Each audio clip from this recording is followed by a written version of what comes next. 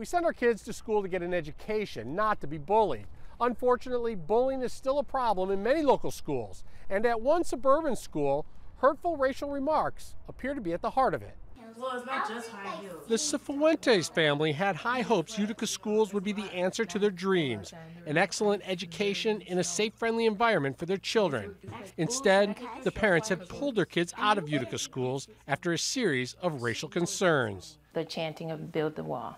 The only kid that got sent to the office was the kid who hollered, "Shut up." All the other kids just got sent back to their classrooms. And Mrs. Cifuentes is African American. Mr. Cifuentes is Mexican. Kids telling him, like, Mexicans don't belong here. They need to get out of the country because Trump is building a wall and it's to keep them out of here. My 9-year-old was in class, and kids started talking about how they were glad Trump was building the wall because Mexicans don't deserve to live in Michigan.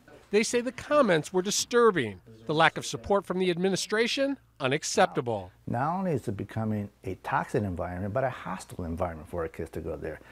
No parent want to put their child in something like this. Their daughter was at Schweitzer Elementary, where she says things were not great before the presidential election and horrible after. I was never really pointed out that I was Mexican or black, but ever since the election, people kind of started to bring out, hey, you're Mexican, you don't belong here. And they tell us it wasn't just the kids, alleging some teachers were inappropriate. This substitute starts talking about how Brazilians and Mexicans robs people, they don't have money. I mean, she goes on and on, so my 6th grader raised her hand and says, "Why are you saying this?" At this point, I'm crying and I'm like, I'm pulling my kids out. When her parents found out, they went to the principal, and then the school board, and then the superintendent. Still feeling they were not being taken seriously, they filed a complaint with the American Civil Liberties Union, asking all school parents be notified of the concerns. We didn't get any response from anyone from anything else had to happen until ACLU got involved.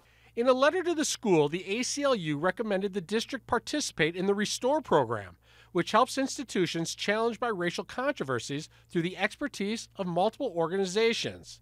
The district declined the offer, telling us the use of racially insensitive comments are hurtful, inappropriate, and are not tolerated at Schweitzer Elementary or within Utica community schools. They went on to tell us they investigated and addressed the issues raised by the Cifuentes family and have made changes at the school and at the district. They have and continue to implement numerous programs to promote diversity. But Mom says there was no turning back from the initial reaction from a school liaison official. She suggested I move my kids further south in the district, where there's more diversity. The kids say they are proud of their African American and their Hispanic heritage, and they hope others will be too. And I'm mad, but then I'm sad and I'm confused, and those feelings all crash together to this big emotion where all I know is I'm crying.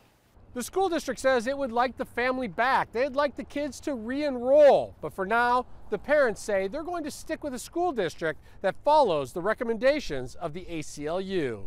Kevin Dietz, Defenders.